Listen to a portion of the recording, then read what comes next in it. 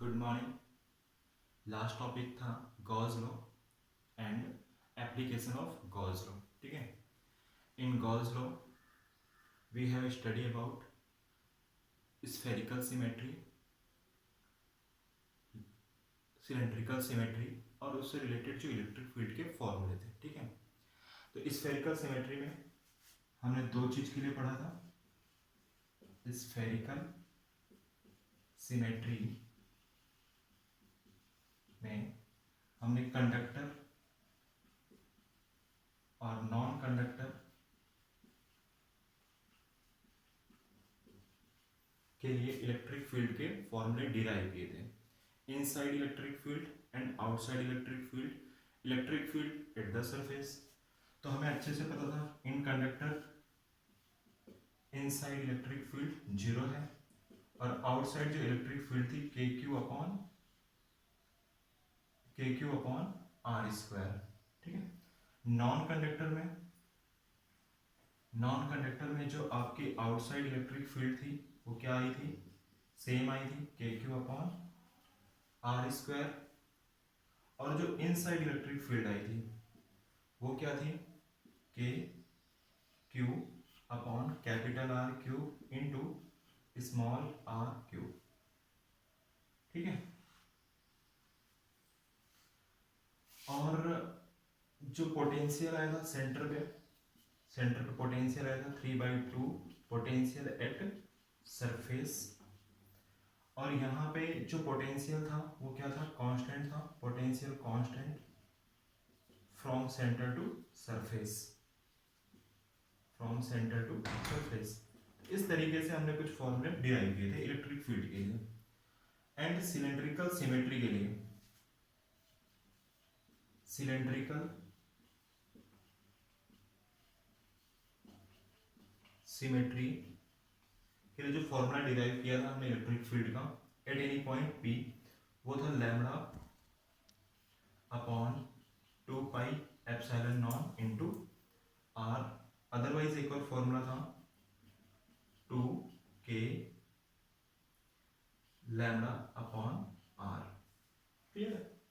आज हम इसी टॉपिक को आगे कंटिन्यू करते हैं और इसके अंदर गॉस लॉ में हम प्लैनेटरी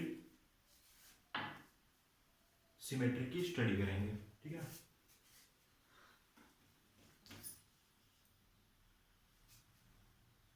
प्लैनेटरी सिमेट्री।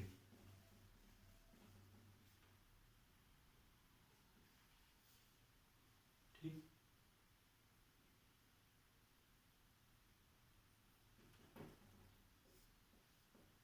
ओके। अब प्लैनेटरी सिमेट्री का मतलब क्या है, सबसे पहले आपको एज्यूम करना है कि हमारे पास एक इनफानाइट नॉन कंडक्टिंग सीट है, इनफानाइट नॉन कंडक्टिंग सीट है। ठीक है, कुछ इस तरीके से एक नॉन कंडक्टिंग सीट है। ठीक है, इस सीट के अंदर चार्ज का डिस्ट्रीब्यूशन हुआ है, सपोज करो इस सीट के अंदर चार्ज का डिस्ट्रीब्यूशन हुआ है। क्लियर है?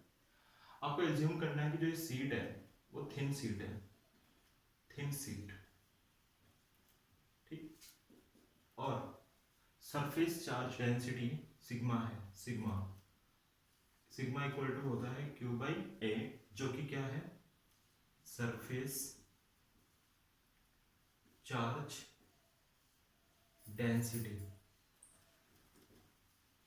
ठीक है, और सपोज करो इस पॉइंट P के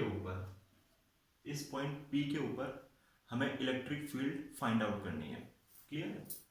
तो इस पॉइंट P के ऊपर इलेक्ट्रिक फील्ड फाइंड आउट करने के लिए हमें गॉस लॉ का यूज करना है।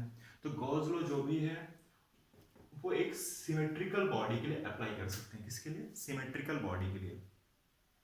तो सबसे पहले यहाँ पर जो इलेक्ट्रिक फील्ड है पॉइंट P के अबाउट में, उसकी डायरेक्शन क्या होने वाली है, इलेक्ट्रिक फील्ड के अबाउट, सॉरी ये डायरेक्शन होगी इलेक्ट्रिक फील्ड की। फिर सेम इसके अपोजिट डायरेक्शन में इतने ही डिस्टेंस पर, r डिस्टेंस पर हमें एक सिमेट्रिकल बॉडी एज्यूम करनी है और इसके अपोजिट डायरेक्शन में इलेक्ट्रिक फील्ड को रिप्रेजेंट करना है। कुछ इस तरीके से होगा। और ये डिस्टेंस भी कितना होना चाहिए, r जितना, ठीक है। और अब यहाँ पर हम सभी जो इलेक्ट्रिक लाइंस हैं उनको अगर हम मैच करेंगे तो यहाँ पर आपको एक सिलेंड्रिकल सिमेट्री बनती हुई दिखाई देगी, कुछ इस तरीके से, इस तरीके से, कुछ लाइक सिलेंडर टाइप, है ना, सिलेंड्रिकल सिमेट्री जैसा दिखेगा यहाँ पे। तो ये डायरेक्शन किसकी है, इलेक्ट्रिक फील्ड की, और ये डायरेक्शन भी किसकी है, इलेक्ट्रिक फील्ड की, ठीक है। इस पूरे सिलेंड्रिकल सिमेट्री को यहाँ पर हम तीन पार्ट में डिवाइड कर देते हैं। जो सिलेंडर हमने एज्यूम किया है एज ए गॉसियन सरफेस, उसको 1, 2 और ये वाले सरफेस 3rd, ठीक है। तो अब हमें फाइंड आउट करना है electric flux by using Gauss law. तो गॉस लॉ क्या है, E dA cos theta equal to total charge Q upon epsilon naught, ठीक है। तो आप अगर नोटिस करो यहाँ पे, तो जो ये वाली सरफेस है, फर्स्ट नंबर की सरफेस है, इसका area vector perpendicular to the surface यानी डीए कुछ इस डायरेक्शन में होगा, ठीक है। थर्ड सरफेस का जो एरिया वेक्टर है वो भी परपेंडिकुलर टू द सरफेस, तो ये डायरेक्शन होगी। और जो कर्व सरफेस यानी थर्ड सरफेस है, इसका एरिया वेक्टर भी परपेंडिकुलर टू द सरफेस यानी ऊपर की तरफ होगा। तो आप नोटिस करोगे यहाँ पे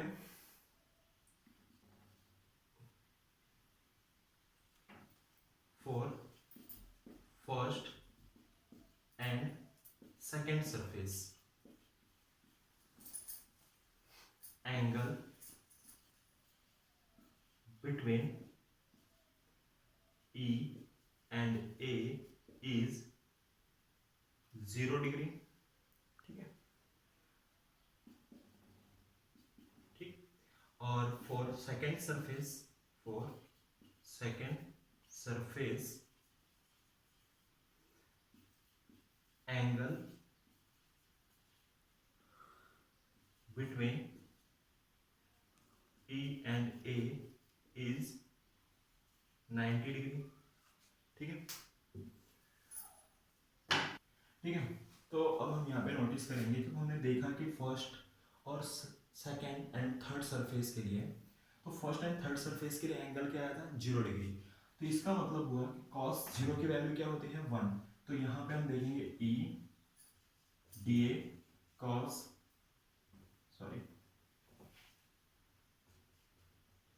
E dA cos 0 first surface के लिए, first E dA two cos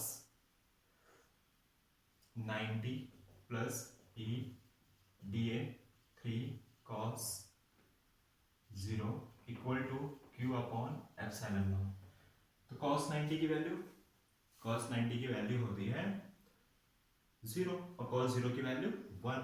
इस हिसाब से ये हो जाएगा E dA 1 plus E dA 2, है ना।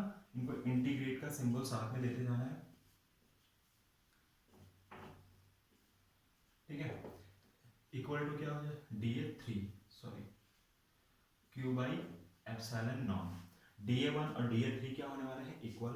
सो ये हो जाएगा 2E dA equal to Q upon epsilon naught. आपको ध्यान रखना है dA 1 और dA 3 इक्वल होंगे, बिकॉज हम यहाँ पे सिमेट्रिकल बॉडी के लिए सिमेट्रिकल बॉडी को हमने एज्यूम किया है। गॉसियन सरफेस क्या होती है, सिमेट्रिकल बॉडी होती है। इसके लिए DA 1 और DA 3 इक्वल होंगे, जो कि आप डायग्राम में देख सकते हो पॉज करके, ठीक है। अगर हम DA को इंटीग्रेट करेंगे तो क्या आएगा, एरिया आएगा, तो 2EA equal to Q upon epsilon naught, clear है। तो इलेक्ट्रिक फील्ड क्या होगी, Q upon 2A epsilon naught. Q by A को हम क्या लिख सकते हैं, हमने देखा था sigma is equal to Q by A, ठीक है।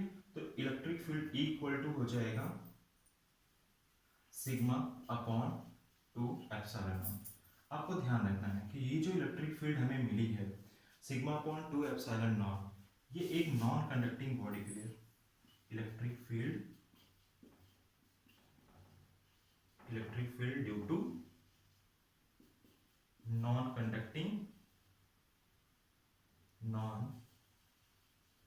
Conducting plane thin plane sheet,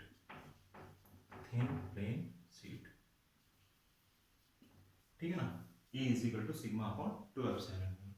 sheet चाहे आपकी इनफाइनाइट लॉन्ग हो या फाइनाइट लॉन्ग हो, इट डजंट मैटर, बिकॉज इस फॉर्मूले में आप नोटिस करोगे कहीं पर भी डिस्टेंस रिलेटेड बात नहीं हुई है। क्लियर है? ठीक। लेकिन सपोज करो कि हमारे पास कंडक्टिंग शीट होती, if we have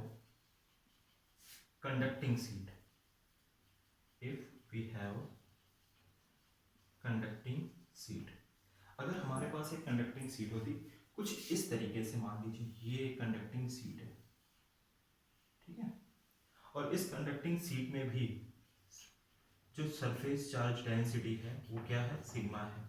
surface charge density sigma है। Sigma equal to Q by A, total charge divided by area. तो मैंने आपको लास्ट लेक्चर में ही एक्सप्लेन कर दिया है, किसी भी कंडक्टिंग बॉडी के अंदर जो चार्ज होते हैं, किसी भी कंडक्टिंग बॉडी के अंदर जो चार्ज होते हैं वो ऑटोमेटिकली सरफेस पे आ जाते हैं, यानी इनसाइड कोई भी चार्ज प्रेजेंट नहीं होता है। अगर ये आपकी कंडक्टिंग बॉडी है तो इसके इनसाइड में कोई भी चार्ज नहीं होगा और वो सारे चार्ज डिस्ट्रीब्यूट होकर कहाँ पर आ जाएंगे, सरफेस पे। यानी अगर मैंने इस बॉडी को एक पॉजिटिव चार्ज दिया होता तो सारे के सारे चार्ज कहाँ मिलते हैं मुझे, सरफेस पे मिल जाते हैं, कुछ इस तरीके से, और इनसाइड कोई भी चार्ज प्रेजेंट नहीं होता। क्लियर है? तो यहां पर आप नोटिस करोगे ये सिग्मा, ये जो राइट सरफेस है, ये जो राइट सरफेस है, किसी राइट सरफेस पे जो चार्ज डेंसिटी है वो है सिग्मा, और ये जो लेफ्ट सरफेस है, इस लेफ्ट सरफेस पे भी चार्ज डेंसिटी क्या हो गई, सिग्मा। ठीक है, तो आपसे पूछा जाए, प्रूफ करके देखेंगे यहाँ पर कि इनसाइड इलेक्ट्रिक फील्ड जीरो होती है या नहीं होती है। ठीक है, तो जो राइट साइड की इलेक्ट्रिक फील्ड है उस पर नोटिस करो, ध्यान से देखो, फिर से एक बार डायग्राम बनाता हूँ आपके सामने। ठीक है, ये है चार्ज,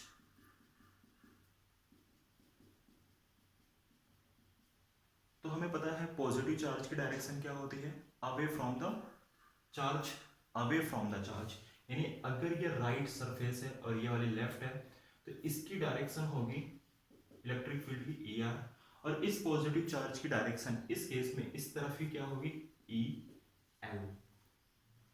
भाई चार्ज की डायरेक्शन क्या होती है, अवे फ्रॉम द बॉडी या अवे फ्रॉम द चार्ज।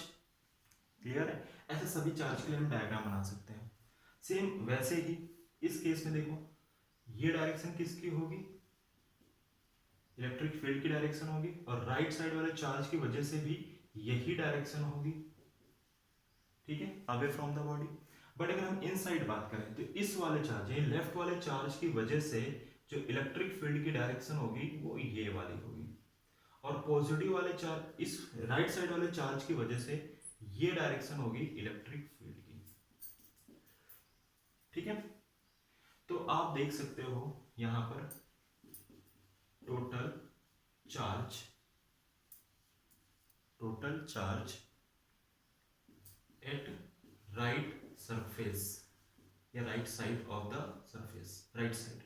ठीक है, सॉरी टोटल चार्ज नहीं, total electric field, sorry total electric field. तो total electric field E equal to E R plus E L, क्या होगा, sigma upon 2 epsilon naught plus sigma upon 2 epsilon naught, जो कि कितना आएगा, सिग्मा अपॉन एप्सिलॉन नॉट। ठीक, same derivation अगर हम लेफ्ट साइड के लिए करें तो वहां पर भी डेटा क्या मिलेंगे हमें, sigma upon epsilon naught. Clear है? बट अगर इनसाइड बात करें, इनसाइड की बात करें तो यहां पर जो टोटल इलेक्ट्रिक फील्ड होगी ये आउटसाइड है।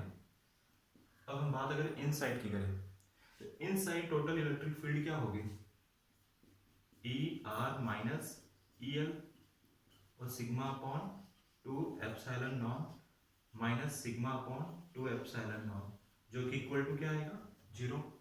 किसी भी कंडक्टिंग सीट, सॉरी, किसी भी प्लेन सीट के लिए जो इलेक्ट्रिक फील्ड का फॉर्मूला है वो क्या है, sigma upon two epsilon naught. तो राइट साइड की प्लेन सीट के लिए क्या फॉर्मूला होगा, sigma upon two epsilon naught. Left side के लिए sigma upon two epsilon not.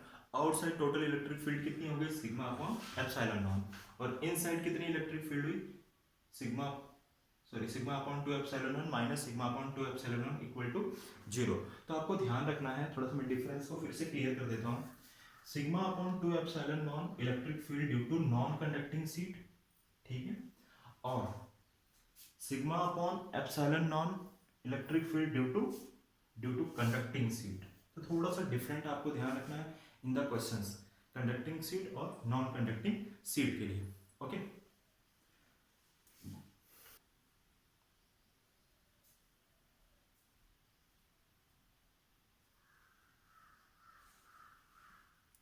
Okay, suppose we have two parallel non conducting sheet, ठीक है, हमारे पास दो नॉन कंडक्टिंग सीट है कुछ इस तरीके की, इस तरीके की। इसकी सरफेस चार्ज डेंसिटी सिग्मा 1 है, इसकी सरफेस चार्ज डेंसिटी सिग्मा 2 है। दोनों ही सीट कैसी हैं, नॉन कंडक्टिंग सीट है। मैंने ऑलरेडी आपको बता रखा है नॉन कंडक्टिंग सीट के लिए फॉर्मूला क्या होता है इलेक्ट्रिक फील्ड का, sigma upon two epsilon naught, ठीक है। अगर दोनों के अंदर पॉजिटिव चार्ज डिस्ट्रीब्यूटेड है, ये वाले चार्ज सरफेस पे नहीं आएंगे, क्यों नहीं आएंगे भाई, क्योंकि ये नॉन कंडक्टिंग सीट है, ठीक है। और जो फर्स्ट वाली सीट है इसके लिए इलेक्ट्रिक फील्ड का फील्ड फाइंड आउट करनी है, पॉइंट 1, पॉइंट 2, एक्चुअली इसके नेम दे देता हूँ, ए, बी और सी। पॉइंट ए, बी और सी पर हमें क्या फाइंड आउट करना है, electric field. Point A, B and C पर हमें इलेक्ट्रिक फील्ड फाइंड आउट करना है। पॉइंट ए पर क्या होगी इलेक्ट्रिक फील्ड, तो इस वाली सीट की वजह से जो इलेक्ट्रिक फील्ड बनेगी उसकी डायरेक्शन क्या होगी, अवे फ्रॉम द सीट, यानी लाइक समथिंग, ये वाली डायरेक्शन होगी E1। इस वाले सीट की वजह से इस पॉइंट पर क्या फॉर्मूला होगा इलेक्ट्रिक फील्ड का, ये होगा, फॉर्मूला नहीं सॉरी डायरेक्शन, वो होगी E2। दोनों इलेक्ट्रिक फील्ड की डायरेक्शन क्या है, सेम, दोनों क्या हो जाएगा एडिशन, E1 प्लस E2, और ये होगा sigma 1 upon two epsilon naught plus sigma 2 upon two epsilon naught, जो कि आपको मिलेगा sigma 1 plus sigma 2 divided by two epsilon naught, clear है। अगर हम बात कर लें पॉइंट बी के ऊपर, तो पॉइंट बी के ऊपर इलेक्ट्रिक फील्ड का क्या फॉर्मूला होगा, इलेक्ट्रिक फील्ड की direction away from the connecting seat, यानी ये डायरेक्शन होगी आपकी E1 की और ये डायरेक्शन होगी E2 की। तो आप नोटिस करोगे E1 और E2 दोनों की डायरेक्शन क्या है, अपोजिट। अगर इनकी डायरेक्शन अपोजिट है तो इनके बिटवीन में क्या होगा, सब्ट्रैक्शन। तो फॉर्मूला क्या बनेगा, sigma 1 upon two epsilon naught minus sigma 2 upon two epsilon naught equal to sigma 1 minus sigma 2 divided by two epsilon naught. Same to same point C के लिए अगर हम नोटिस करें तो ई सी इक्वल टू 1 की वजह से इलेक्ट्रिक फील्ड की डायरेक्शन ये होने वाली है, सेकंड सीट की वजह से इलेक्ट्रिक फील्ड की डायरेक्शन भी यही होगी। तो दोनों की डायरेक्शन सेम होने की वजह से E1 प्लस E2, जो कि आंसर आपको मिलेगा sigma 1 plus sigma 2 divided by 2 epsilon EA and EC is same, ठीक है। Okay, electric field for any shape of conductor. Suppose करो हमारे पास कोई भी आर्बिट्रेरी शेप की एक बॉडी है, ठीक है ना, जो कि क्या है, कंडक्टर, और उसकी वजह से मुझे किसी भी पॉइंट पर इलेक्ट्रिक फील्ड फाइंड आउट करनी है। पॉइंट P के ऊपर हमें इलेक्ट्रिक फील्ड फाइंड आउट करनी है, ठीक है। तो आपको अच्छे से ध्यान रखना है, ऐसे मैं आपको पहले से बता देता हूँ कि क्या आने वाला है electric field. Electric field at any point P जो कि आपको मिलने वाला है वो रहने वाला है सिग्मा अपॉन एप्सिलॉन, ठीक है ना, कोई भी कंडक्टर हो। और किसी भी आर्बिट्रेरी शेप के लिए, एनी काइंड ऑफ शेप के लिए जो इलेक्ट्रिक फील्ड का फॉर्मूला आएगा वो क्या आएगा, सिग्मा अपॉन एप्सिलॉन नॉट। इसको हम प्रूफ करके भी देख सकते हैं, ठीक है ना। सपोज करो मुझे पॉइंट पी के ऊपर इलेक्ट्रिक फील्ड फाइंड आउट करनी है, ठीक है। तो एक पॉइंट मैंने पी एज्यूम किया और एक पॉइंट मैंने यहाँ पर क्यू एज्यूम कर लिया, ठीक है। क्यू इनसाइड है और पी आउटसाइड है, ठीक है। और यहाँ पर मैंने एक एलिमेंट एज्यूम कर लिया है, एलिमेंट कुछ इस तरीके से, जिसका एरिया वेक्टर क्या होने वाला है, कुछ इसी डायरेक्शन में आने वाला है, इस डायरेक्शन में, ठीक है। इस पॉइंट पी पर ये एरिया वेक्टर होगा डी ए, ठीक है। अब आपको मैं थोड़ा सा और एक्सप्लेन कर देता हूँ। सपोज करो कि जो E1 है, इलेक्ट्रिक फील्ड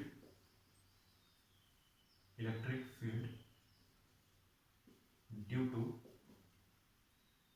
एलिमेंट, जो मैंने एलिमेंट एज्यूम किया है, और E2 जो है electric field due to rest of the conductor, remaining conductor की वजह से कह सकते हो, और रेस्ट ऑफ द कंडक्टर की वजह से। तो एलिमेंट की वजह से जो इलेक्ट्रिक फील्ड होगी इस पर क्या होने वाली है, एलिमेंट की वजह से E1 और रेस्ट ऑफ द कंडक्टर की वजह से E1 प्लस E2। अगर पॉइंट Q पर बात करेंगे तो पॉइंट Q के ऊपर क्या होगा, ये डायरेक्शन हो जाएगी E1 की और ये वाली डायरेक्शन होगी E2 की, ठीक है। तो इस केस में इनसाइड क्या हो जाएगा, यानी आप कह सकते हो electric field at point P जो आपको मिलेगी वो होगी E1 प्लस E2, जो कि फाइनली आपको सॉल्व करने पर डेटा आएंगे आपका डेटा आएगा sigma upon epsilon not. E1 की वैल्यू क्या होगी, sigma upon 2 epsilon not. E2 की वैल्यू क्या होगी, सिग्मा अपॉन 2 एप्सिलॉन नॉट। दोनों का एडिशन करने पर हो जाएगा सिग्मा अपॉन एप्सिलॉन नॉट, ठीक ना। और इलेक्ट्रिक फील्ड एट पॉइंट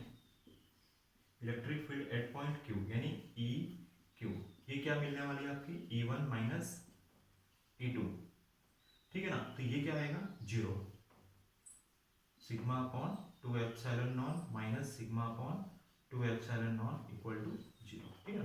तो कोई भी कंडक्टर आप ले लो, उसकी वजह से क्रिएट होने वाली जो इलेक्ट्रिक फील्ड होगी सिग्मा अपॉन एप्सिलॉन नॉट। अगर सपोज करो आपको फाइंड आउट करना पड़े मैकेनिकल फोर्स, थोड़ा सा ध्यान देना, mechanical force on element due to rest of the conductor, mechanical force due to rest of the conductor, वो होने वाला है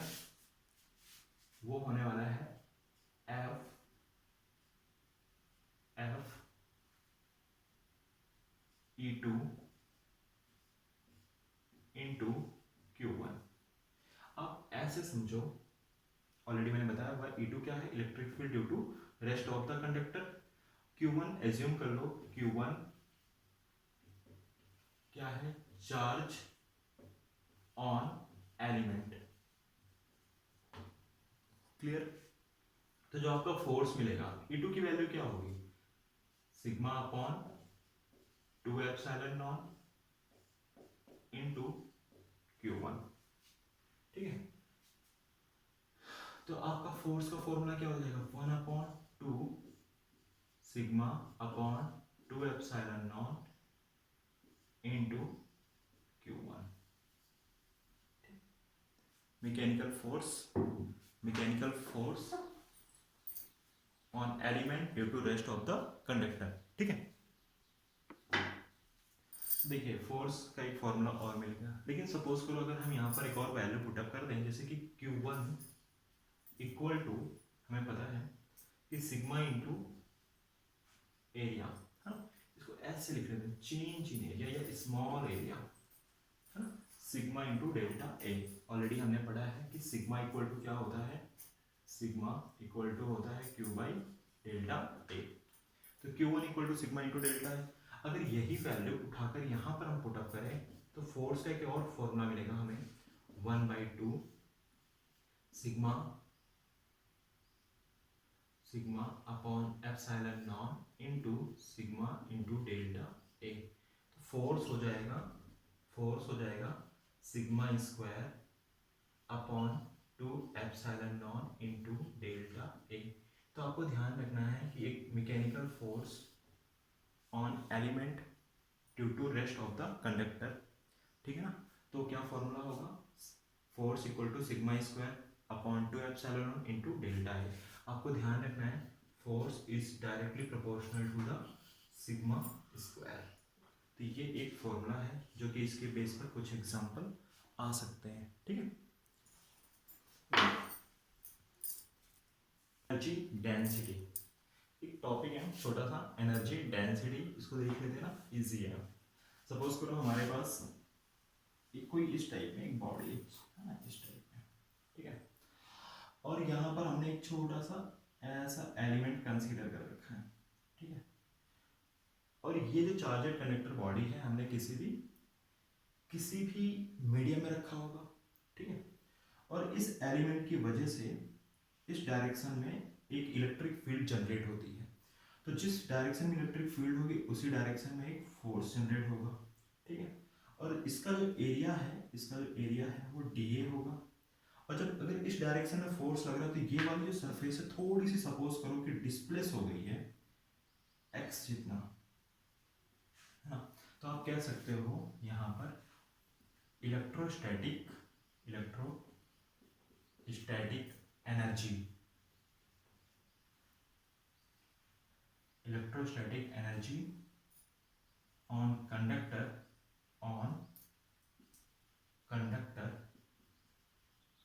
due to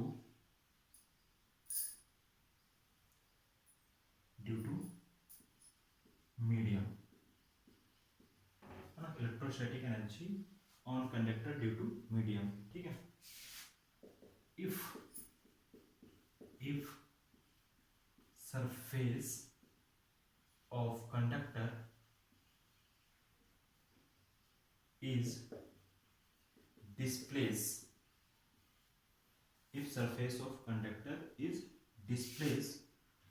due to force,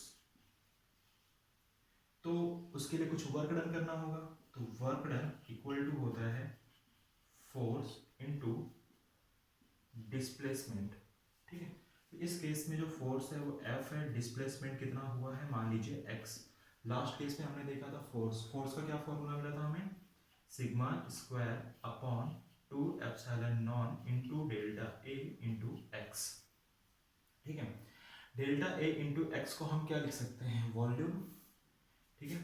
तो वर्क डन इक्वल टू हो जाएगा sigma square upon 2 epsilon naught into आप कह सकते हो change in volume, delta we क्या है, चेंज इन वॉल्यूम, ठीक है। This work done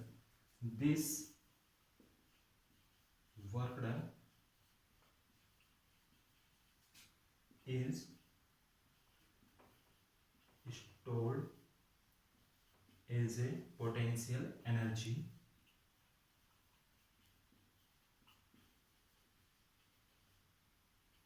at the surface,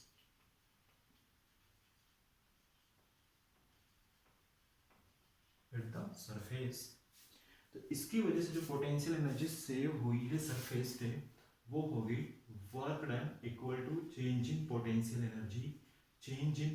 energy हो जाएगी sigma square upon 2 epsilon naught into change in volume. तो delta U upon delta V sigma square upon 2 epsilon naught, और इस वाले टर्म को हम क्या बोल सकते हैं, एनर्जी